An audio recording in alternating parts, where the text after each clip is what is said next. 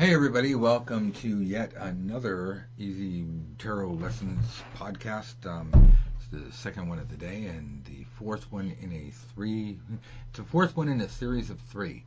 I have two of my absolutely favorite people on the planet. Deb Altman is back. Hello. Hey, train! I miss Ventura. I miss the train that went by right outside my door. I want to take the train down to Ventura just so I can do that. Absolutely. And it's so good to talk to you. It's been like a year.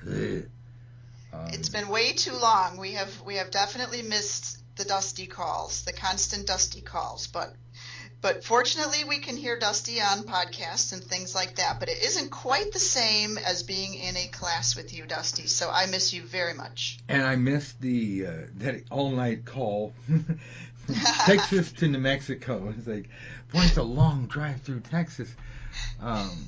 And Debita. Oh, my God, Debita's back. Debbie. I'm Hello. so happy you're here. Man. Of course, I torture you periodically. Which I do like. Yeah. But my two favorite Debs are here.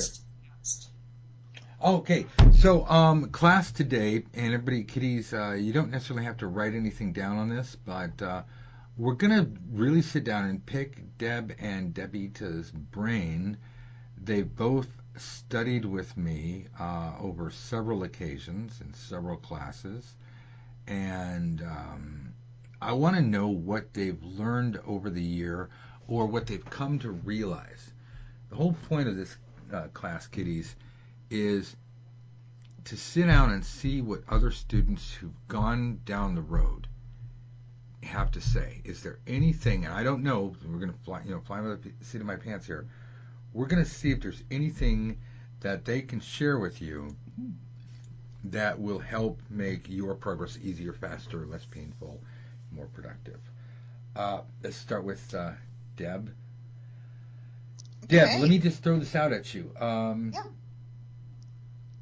Anything you've manifested, learned, or specifically, I'm just general question first, care to share over the last year? Well, I think the one thing that sticks out in my mind is just since studying with you, I've kind of made tarot almost a daily part of my life. Yay. Whether I have a deck of cards with me all the time. I have a deck of cards in my desk drawer. I have them all over my home. And anytime I go out, there's a small deck in my briefcase, and they're always available for advice or inspiration or motivation or trying to read a situation. So, you're learning in it. What you teach kind of puts it into a daily perspective, and I just absolutely love that because it's such an integral part of my day. Well, that's funny you mentioned that because I wanted to talk about lifestyle. For the first 15 years of my studying the tarot, yes, I read the books, yes, I had cards, but it wasn't really part of my lifestyle. It was like, it's a skill set. Well, I can do it. I actually, not very well in hindsight.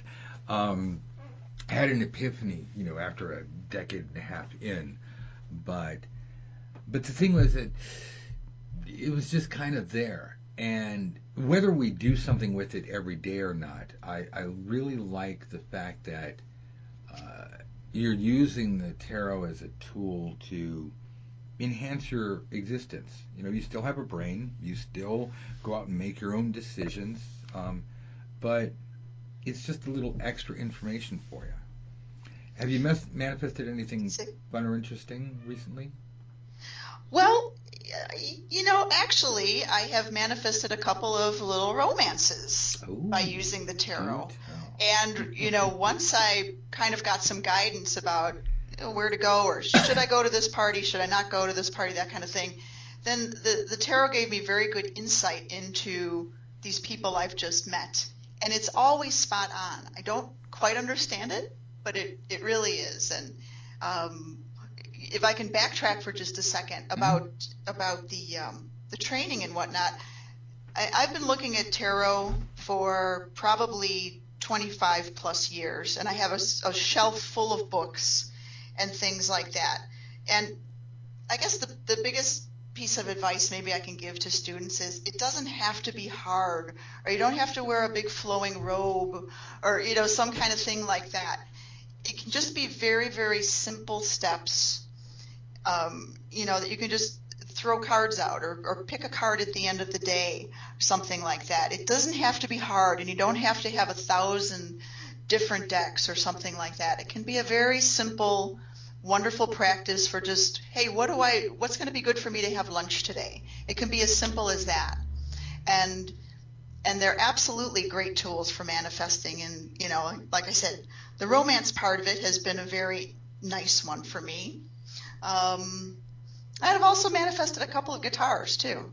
Yay! Which you're definitely. It's funny because you mentioned briefcase. I'm like, hey, you're in a rock and roll band. You're like a serious musical professional. You're not supposed to carry a briefcase. Well, I do still have my day job, unfortunately, Dusty. But maybe some more tarot reading can put me into to being a better reader, and I can quit the day job. Well, if that's a path that you like, certainly. You mentioned one thing. I don't mean to disparage tarot collectors at all, or collectors at all. I mean, if you like collecting, definitely collect. That's a wonderful thing. But I just want to make sure that I disabuse any of our listeners from something that they may have fallen prey to. You are no more tarot magical, special, extra crunchy if you have 1,000 tarot decks than if you have one tarot deck. Collecting tarot decks is fun. It's also good for the economy and good for the publishers of tarot decks. I mean, I've got a cabinet full of them. But I mean, right, Debbie? Debbita, let me I'm ask you. looking up at my shelf, and I've got over 100 tarot decks, and that all displayed up on this giant shelf that's about a foot from the ceiling in my bedroom here. Yeah. And they're really nice. They're little packets of art. Yeah. Yes. Yeah. And again, I like. I wouldn't say I'm a tarot collector, although I do have a Pamela B deck. I've got the Visconti deck that there's only like 600 copies made. I keep trying to pick up. Who's that jerk? DeLawrence. I keep trying to pick up DeLawrence decks, but every time I bid on them, somebody goes crazy and like drives it so far through the roof. I'm like, really? Oh, okay. But the thing is, I just don't want anybody to feel that. Collect the decks. That's fun. Yeah. It's a good thing. It's nice, and it's nice to have the artwork. But what's really important is like what Deb said. Have your deck. Use it. Play with it. That's where the real meat is. And when Deb, when you said that they were uncanny and spot on, that really is all you. I can teach you skill. I can't teach you talent, and I can't teach you accuracy. I can teach you the techniques that will help you get accuracy, but you really have to give yourself a pat on the back, and this will keep you away from superstition, that you found either a deck or a few decks that work really well for you, and that's primarily as much as I love looking at different tarot art. The most important thing any deck for you can do for you is give you good, solid, accurate answers when you need it. Because no matter how pretty a deck is, if it tells you to date the wrong guy, crap. We all know how that is. Yeah, absolutely. I'm like Debbita. And when I first started out with tarot, I bought tons of decks, but I have a couple of go-to decks, and I have all the versions of the rider because that's the one that I tend to go back to, and that gives the most accurate results. But I love the art on the other decks as well. It really is, and Los Scarabeo does like crazy good art. So Debbita, let me ask you, what's your go-to deck right now? Oh, Debita? Yeah, Debbie. Sorry. Okay. It's the Yes, the basic Rider White. Like basically something done by Pam. This is the one where they went back over it and did better coloring. What's her name? Is it the Universal Weight by what's her name? What's her name? I'm sorry, Right, Mary right. Hanson Roberts. Yes, it's my favorite little one that you got me. Yes. Well, I've still got that wonderful tarot box that was it Russian Needle Point? Russian needle punch. Russian Needle Punch. This is a crazy good deck. Amazing. I was just playing with it. Deck box. I was just playing with it yesterday. I was so excited about it. Those are fun to make. But no, I go back to that one. Occasionally I might get Tarot the White Cats because it is exact clone, except it has cats. And the cats, even though I'm not a cat person, for some reason, the way they had posed them and did their expressions, besides being funny, sometimes really speak. It depends on what's going on that particular day. I have to endorse the Tarot of the White Cats. There are other cat tarots that I just did not like. Yeah. But I think you turned me onto this, and a couple months ago I ended up buying it. I thought, you know what, this is not a bad little deck. So that's a fun little deck. The color was amazing. Yeah. Let me ask you questions that you have. I mean, advice you might have for someone, son, daughter, friend, student. Aside from the usual stuff, obviously, we know, is there something that you'd like to either tell yourself 20 years ago or something that you'd like to sit down? Because I know there's you hear me rant, there's a whole bunch of stuff I've been, back in my day, Sonny, we didn't have all this knowledge. Sit down and learn. Well, I agree with Deb about how easy it actually is. And I didn't, first deck at 1976. Hundreds of books stored now in my shed, and it was 30 what years before I met you, and everything just suddenly clicked. You told me, oh no, I don't have to memorize all 78 plus the reversed things. It's funny because it seems like a lot at first, but then once you're out there reading, it's the most limiting thing in the world. Like, I got 156 meanings, but there's like 10,000 different ways that this could all play out. Not one particular spread, but I mean, because you have 78 cards that have to represent, I don't know, what's the word? Everything. No.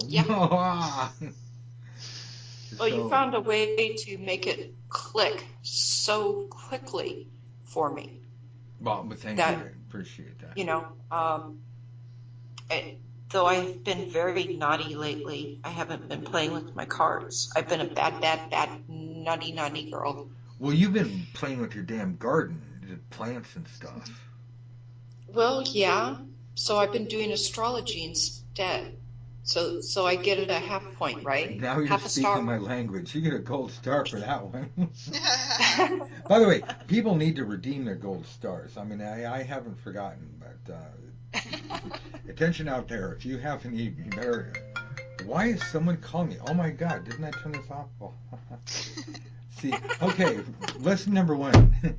Turn the damn cell phone off. Can I jump in just really quickly with something? Please do. When we were talking about when Debita brought up about memorizing the cards, one of the things that I love Dusty teaches us is finding the little tiny details in cards. And even though I'm reading constantly, and I have Dusty's books and whatever that give great descriptions of the cards. Every time a card comes out, I see something different now. Like I'm looking at Temperance and I'm seeing these irises, and I know that they're there, but they have meaning to me on a particular day. And it's like seeing the cards. If you memorize the meanings and memorize the cards, you only get, a teeny tiny fraction. But I love the depth of, okay, look at the wings on this. What does that mean to me today? And things come out more prominent in cards all the time because of that, the way that you teach that, Dusty.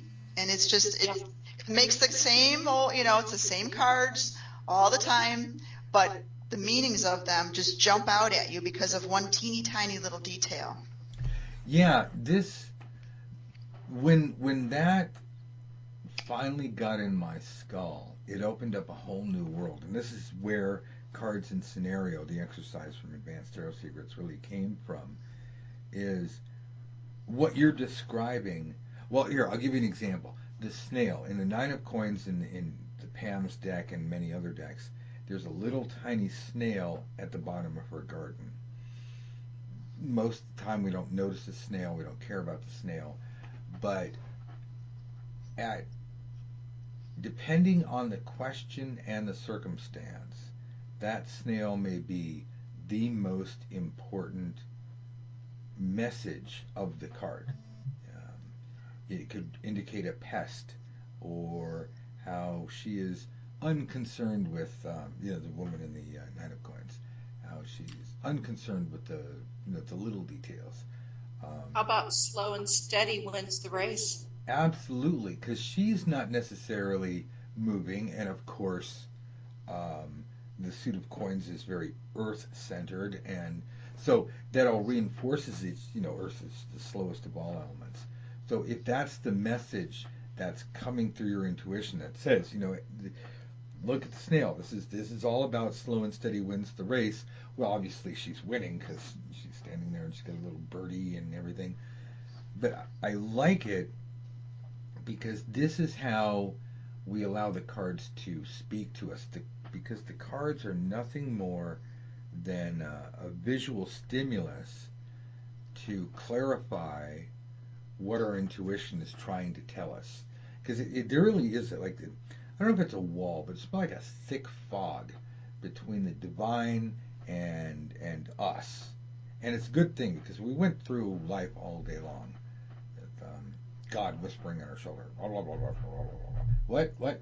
Not talking to you. Blah, blah. What do you mean you don't like me? No, I'm talking to this guy over here. Go back. I mean, if our intuition or God, what is it? If we had telepathy, the world would end in 5 minutes. So that's what you think of me.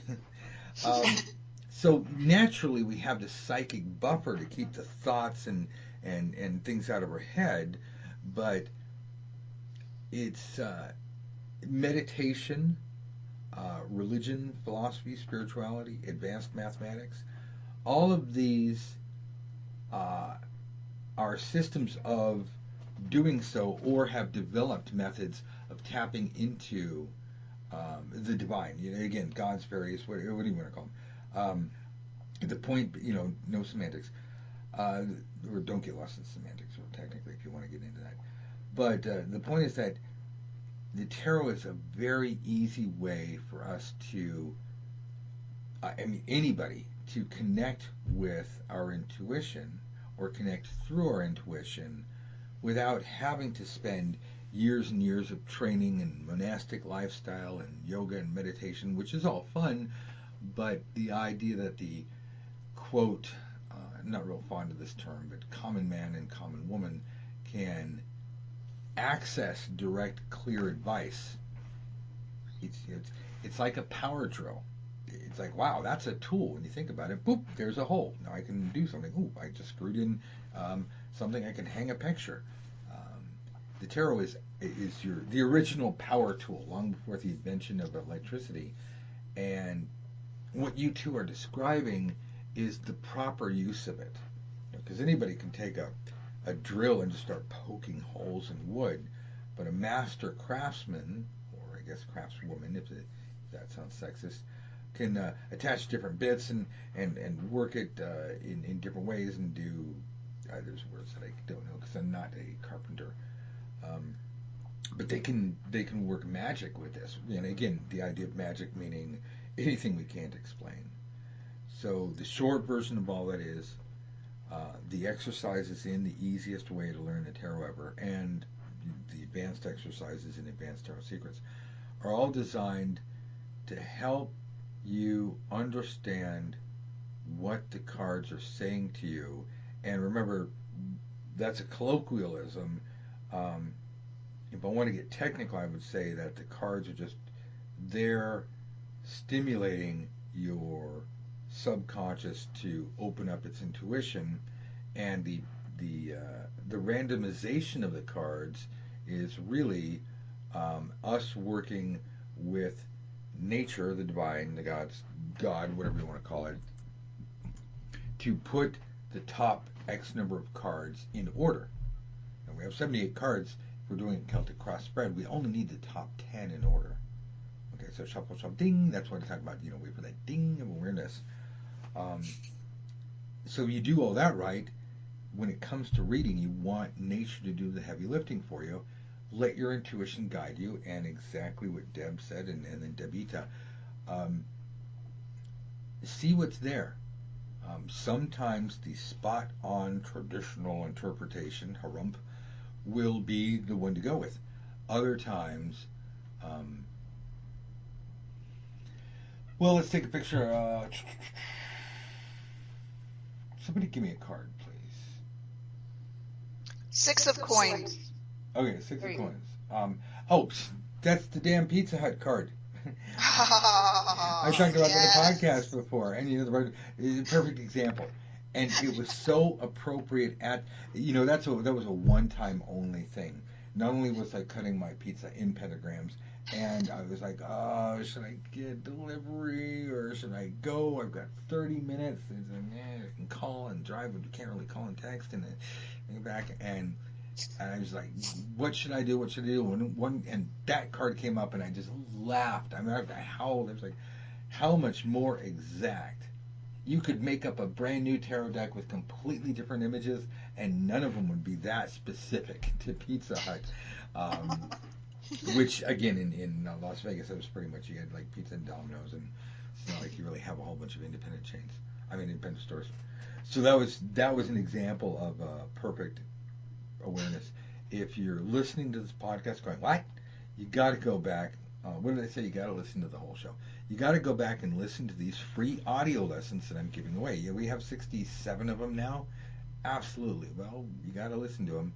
And somewhere in there, probably 2 or 3 of them, I've mentioned the Pizza Hut dilemma. It's kind of a funny story. Yes. Either that, or you dig into the last of your Halloween candy. Yes. Oh, absolutely. I hoard the best Halloween candy. I'm not a huge candy fan, but some of the more interesting ones I'll keep, and I'll go in 6 months later and go crunch. It's fine with a glass of milk. It's still crunchy. That's all. The bullseyes are all hard, and they're yeah. Chocolate's all flaking. Okay, I always have fresh chocolate in the house. Debbie, is there any specific advice that you'd want to throw out to someone? I know I'm putting you back on the spot, but you've manifested very well. The floor and the stove and probably other things that we haven't talked about. But is there anything, whether it's divination or manifestation, that just pops to mind? It doesn't have to be the one thing. But like one thing that you'd like to just grab people by the head and just shake them and say, do this, and it'll make your life infinitely easier. On the manifestation, if you don't quite get everything as you needed, fine-tune it. And that's what I'm working on, because I have to have the stove installed. So that's right. That's a whole fine-tuning of a previous manifestation. And so you can do that too. It's very easy. You just fine-tune it, because mine was kind of a little broad one, having the floor and the wood stove come. And so now I've got to fine-tune it to that last little part, which is getting that stove in, because I got the floor in. But that's a good point. You can go 3/4 of the way through your manifestation. And it's good, but it's not quite right. Or you hit your stove, you're like, oh crap, well, I probably should have said, or maybe at the beginning it seemed like, boy, that's just asking too much to have it brought here, and it's the right price, and it's the perfect thing, and the stove, and the cutting, and we got to put a hole in the ceiling, and we need all this stuff to work just right, and then, or there's just things we forget, like, oh, I forgot to ask about this. You don't have to tear down your tarot cards. You don't have to say, oh, manifestation sucked. You use that impetus. Like, I've already run 3/4 of the marathon. All I got to do is this last final quarter, right, Deb? Right. Deb knows all about that. Yeah, so you can adjust your manifestation on the fly. You can change your mind, although you got to be careful because sometimes that resets the clock. But if you can continue the motivation, the forward motion, continue the forward motion you have. Yeah, slight tweak. You can add a card, change a card. And again, it's not just a matter of putting down the right cards. It's a matter of these cards have to represent your image. Your image and desire comes first, and the cards you use to manifest reinforce that. They summarize or encapsulate it. We make the cards fit reality. We don't make reality fit into the 78 cards. All of this is in Advanced Tarot Secrets or the forthcoming home study course. But if you can get it now, sure, learn it, do it. It'll be good. Deb, let me go back to you. Okay. I'm not sucking up to you, but you got your head on your shoulders. You're a fun person. I know this for a fact. You're having a good time in life, and that's really contagious. How can people make this tarot study fun? Oh God, I gotta learn the tarot. It's gonna take forever. Well, one of the things that I love are the games that you teach us to play. And I have a couple of girlfriends and friends at work, and we'll go out to lunch and we'll bring a tarot deck and we'll play tarot games. That makes it a learning experience, and it makes it fun, and we also kind of, work on things with each other. That makes it very fun. I think one of the most fun things too, and this is kind of a little piece of advice that I would give to our wonderful students, is to grab a little notebook, a little blank notebook and a pen, and every time, if you can keep it with you, write down the exact question you're asking or the exact issue you're working on. Because sometimes you'll pull the card or you'll manifest something and you'll forget that you even did it, and then a year later you'll say, now where did this come from? And you look back through your book and, oh, I did that. So it's kind of a fun thing. A little journaling with the tarot is super cool too, to see all this miraculous stuff that comes out of it. That is funny that you brought that up, and I'm going to reveal for the first time a huge mistake I made a long time ago, 1998, 9, probably 1999. Oh, God, it had to be 1999. All right, needed a car, manifested a car, boom, like that. Here was the problem. I was manifesting a red convertible. I was very clear on manifesting my red convertible. You know what I got? I got a silver Honda station wagon. Huh? Oh, wow. What? And it was a boxy little station wagon. It worked exactly for what I wanted. It had great gas mileage. And it even came with a bumper sticker on the back window that was so old that it was bleached out by the sun, and it was white. And I thought, this is perfect. This is why I loved the car. I said, I'm going to drive around with a blank bumper sticker. and then I realized nobody gets it. So I took a Sharpie and I wrote, insert idiom here, and put a smiley face. Then all of a sudden everybody's calling me a genius. I'm like, well, it's just a dumb thing, He's like, look, whatever you want this bumper sticker to say, just make your favorite. So I'm driving around that car for about 3 months, and blam! I get T-boned.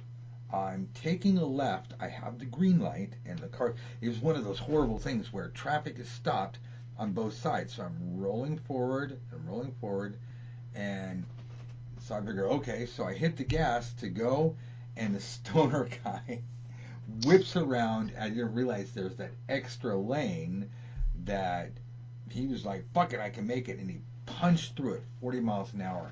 Now, fortunately, he hit me on the passenger side, otherwise I would not be here. Threw me all over the place. The car was completely totaled. I remember I got out, I staggered around, I looked at the car, the cop showed up, and I started grabbing my stuff, and I'm walking away. He's like, is this your car? I'm like, not anymore. He says, we're going to tow it. I said, here's the keys. And I walked to my friend's house. Now, at that time, unfortunately, I was painting addresses. I needed money right away. It wasn't exactly my best time in life. I'd already been the big Beverly Hills psychic. Ooh, I already knew the tarot, but the market had crashed, and I just was, painting address for a living. It was pretty sad. So I got to right back to my warehouse where I was making candles, because at the time I was making those amazing herbal candles and painting addresses. And I started freaking out because my daily income, yes, I had a candle making business. It was a little cottage industry, but my daily income came from painting addresses. I needed to get out there every day and put up flyers and, would like your address painted, thank you. So if I didn't have cash coming in daily, I was screwed, blued, and tattooed. So I reinvigorated my manifestation, forgetting that I'd originally wanted a nice shiny red convertible 3 months earlier. And the first day, nothing. Freaking out, but just staying with it. And an idea came to me that I thought was my idea. And this is how the process works. Sometimes you'll be doing your manifestation and literally the UPS knocks on your door. Here you go. Other times, it'll come up in conversation, or you'll see an advertisement. In this case, an idea came so subtly that I thought it was my own idea. I called my ex-boss. Why the hell am I going to call my ex-boss? Like he owes me anything. So I called my ex-boss and I asked him, because I designed his website a year ago, for like $100. It's like, hey, my car just got totaled. I need to raise some cash. Is there any work you need done? Can I help you with your website or something?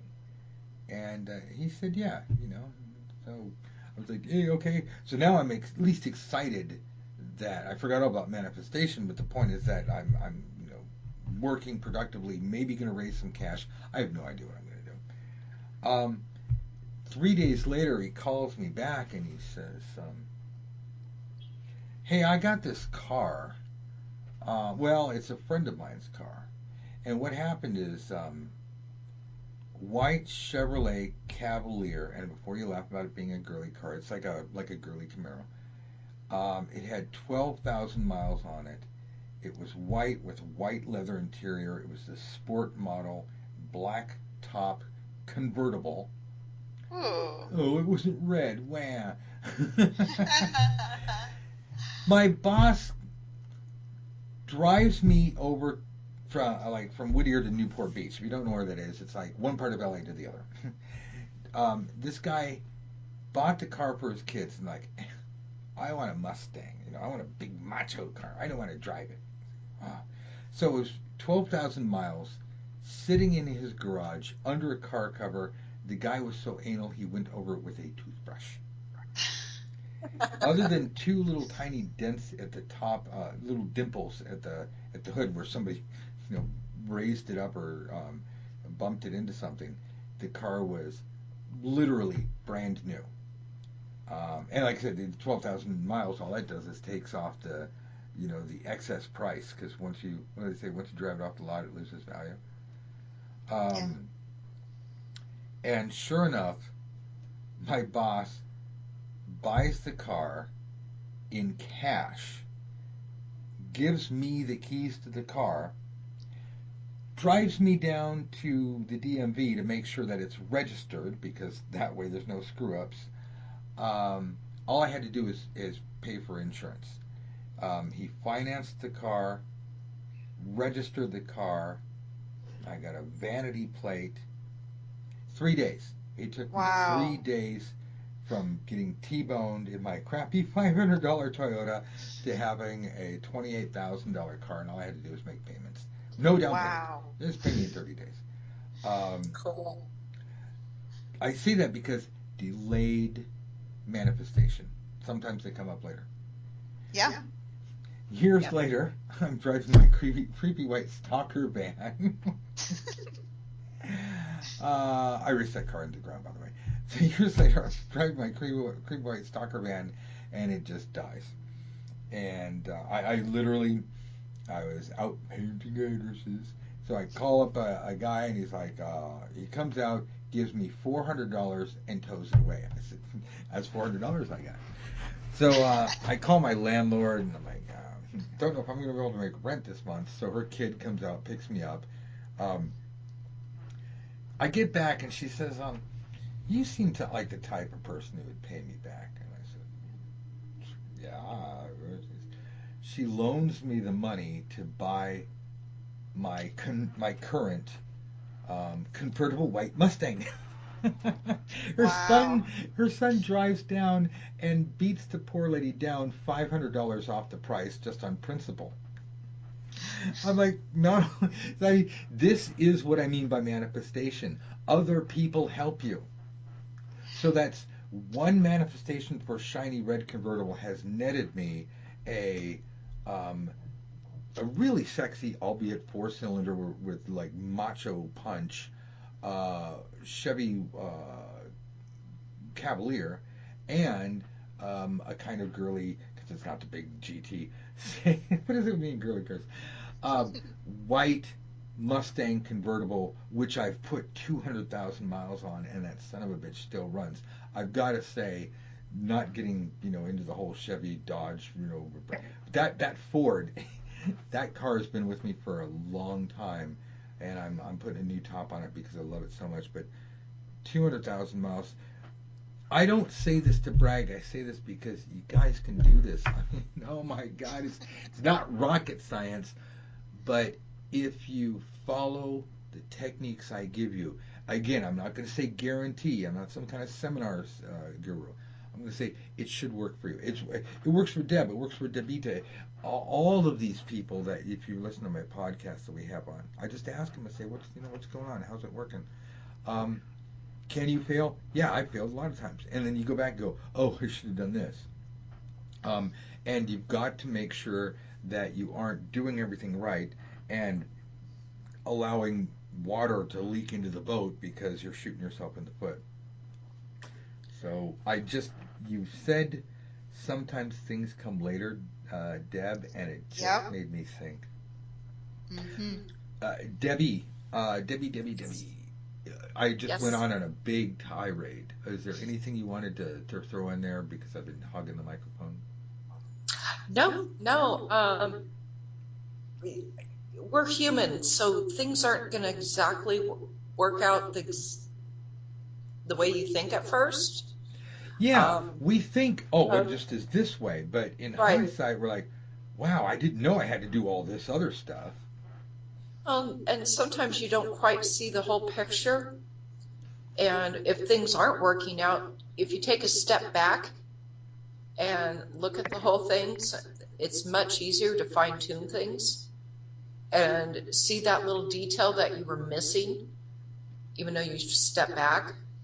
Well, you two remember this. I had Black Monday a little over a year ago, where just everything exploded. And treachery, deceit, lies, all that crap. And it was funny because I was right in the middle of working on Advanced Tarot Secrets, and I was manifesting it, I was working it, I was writing it, and all of a sudden all this crap gets dropped in my lap and the world explodes, and I'm like, where? And no lie, 2 weeks later, blam, I'm on the road to California. I get out here, I finish Advanced Tarot Secrets. it turns out to be an international sensation. We're working on foreign rights deals in 8 countries right now as I speak. You guys saw it happen. Hell, Deb kept me awake and alive. No matter how bad things get, we're not smart enough to see. Okay, I'm going to get all Christian on you, not because I am, but just I'm preaching to like audience of 50,000 here, so I know there's a lot of monotheists. I need to put it in their language. We don't see through God's eyes, or if you want the more metaphysical, we don't see everything, all the planes of the universe. And Debbie just brought up such a powerful point. I needed to stop and give a lecture on that. We think we know everything. We're like a bunch of teenagers. You damn teenagers think you know everything. One day you're going to be old. You're going to realize. You know how many times I've heard that? I heard it just last week. But Ma.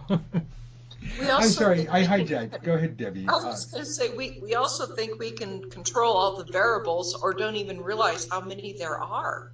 Damn, Debbie needs to teach this stuff. Look at this. Yeah. Yes, and yes. I'm going to start writing this down. Give me more. Well, it's, people like their world controlled, and it's not possible. No, we're small fish in a big pond. You can steer as best as possible and try to not go off on that little rocky one with all the thorns and that, even though I seem to always divert over there for some reason. Well, you're Scorpio. You love the danger. Yeah, right. But there's a lot of variables, and it's really hard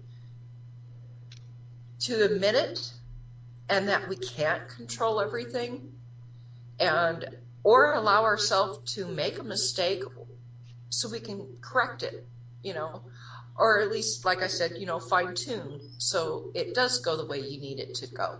Where the hell is Fred? Yeah, where the hell is Fred? He's in Portugal going, hey, they remember me. Oh, no, we need Fred. Oh, we miss Fred. He was a sweet young man. Yeah, he's the best. I wonder if he got his Maserati yet. Oh, yeah. You know what? We should find out. Speaking of manifesting cars. Wow. Oh. Well, look, I've appreciated the talk, and I thank you guys for hanging out with me, and I hope that you will come back soon. You know what? I told you off the air what we're got coming up. Oh, yeah. No! We lost Deb. We lost Debbie. I'm here. Deb's here. Sorry, we lost Debbita. Oh no. Oh well, she's out in the middle of nowhere. What is it? Art Bell says from somewhere west of the Mississippi or whatever. I don't know what he said. But yeah, it's from somewhere out there. That's where Debbie is calling from. I don't reveal her location. Hell, I had a good time, and I hope that you're going to come back and visit more soon. English words that I tried to use. I don't know, Deb. Anything you got coming up? Anything you'd like to manifest, or any thoughts you'd like to share? I mean, just as long as we're yapping tarot real quick.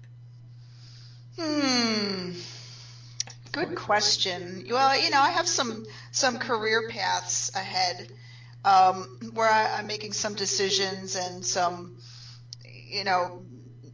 new things to manifest, some new clients and things. So I'm going to be, breaking out the deck to kind of help to guide me through some decisions. So that's the biggest one for me right now. I like the way that you've just incorporated the cards to just make your life a little bit more fun and easy. Yeah, absolutely. Absolutely. Any questions? Deb@gmail.com. Any questions, just to me at dustywhite.net. Deb, thank you so much for being on.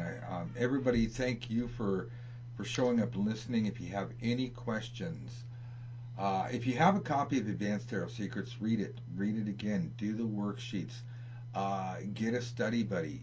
That is most important. Grab a friend and say, you're going to learn this stuff with me. But make it fun. Absolutely. Make We're having fun a the good time. core. We're doing well. Yeah. Thank you, Dusty. Thanks. All right. We'll talk to you guys later. Podcast coming up next week. Make sure you tune in. Sign up for the free tarot lessons at freetarolessons.com. That's the new one. EasyTarotLessons.com. All of them have a little sign up form. Just sign up and get it. And I will nag Deb into coming back again. Bye for now.